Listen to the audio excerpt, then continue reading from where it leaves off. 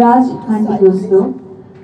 আসলে আমরা বাঙালিরা সবসময় মানে মাছে ভাতে বাঙালি এটা বলি, কিন্তু খেয়াল করে দেখবেন যখনই অনেক বড় প্রোগ্রাম হয় তখন কিন্তু কোনোভাবেই আমাদের এই গোস্ত ছাড়া একদমই চলে না।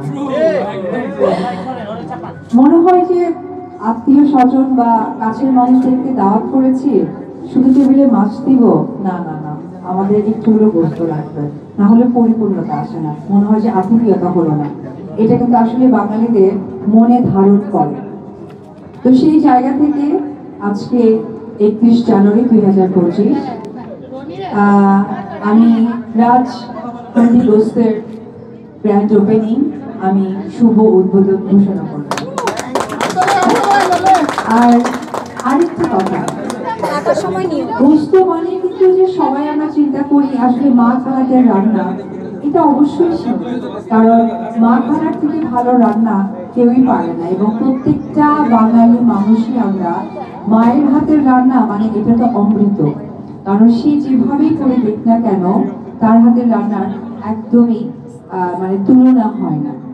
কিন্তু পাশাপাশি যখন আমরা নিজেকে একটু মনে হয় যে না আমরা কোনো রেস্টুরেন্টে যাই, সেখানে একটু ভিন্নতা খুঁজি, কারণ রেস্টুরেন্টে তো আর মা খালা রান্না করেন না। তো সেটাই আমি এখানে আমার কাছে মেনু কার্ডটা আছে, আমি দেখলাম এখানে যেমন চুই গোস্ত, মানে এই যে চুই ঝালের যে ব্যাপারটা, যেটা আমাদের বাংলাদেশের একটা ঐতিহ্যবাহী জায়গা খুলনা, যেখানে চুই নামটা খুবই একদম পরিচিত, এবং খুলনায় আমার অনেকবার যাওয়া হয়েছে। আমি গেলেই ফার্স্টে যেটা করা হয়, আমি চুই যে একটা গাছের শাল থাকে সেটা আমি কিনে নিয়ে এসে এবং আমাদের বাসায় মাংস রান্নার মধ্যে আমরা ব্যবহার করি। তো এটা আসলে প্রক্রিয়ার ব্যাপার, কখন খুলনায় যাব প্রপার চুইটা পাবো। তা আমার কাছে মনে হয় যে এখানে যারা সাংবাদিক ভাইরা আছেন, বোনেরা আছেন এবং সংবাদকর্মীরা আছে, তাদের মধ্য দিয়ে আজকের পর থেকে চুই ঝাল আসলে সবার কাছাকাছি পৌঁছে যাবে, সেটা রাজ হান্ডিগ্রস্তের এই রেস্টুরেন্টের মধ্য দিয়ে। তো খুবই ভালো লাগছে। এখানে শুধুমাত্র যে খাসির মাংসের চুই ঝাল পাবেন তা নয়, বিফ থেকে শুরু করে নানান ধরনের প্যাকেজ আছে। আমার মনে হয় তাদের ফেসবুক পেজও আছে, আপনারা কিন্তু ভিজিট করলে জানতে পারবেন তাদের এখানে।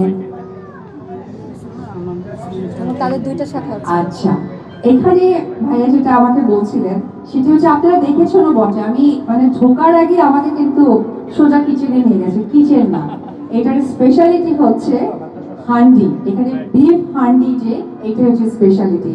সো যারা মনে করবেন যে এই স্পেশাল খাবার, হ্যালো, এই স্পেশাল খাবার আমরা খেতে চাই, তারা অবশ্যই এই রাজ হান্ডিগ্রস্তে চলে আসবেন।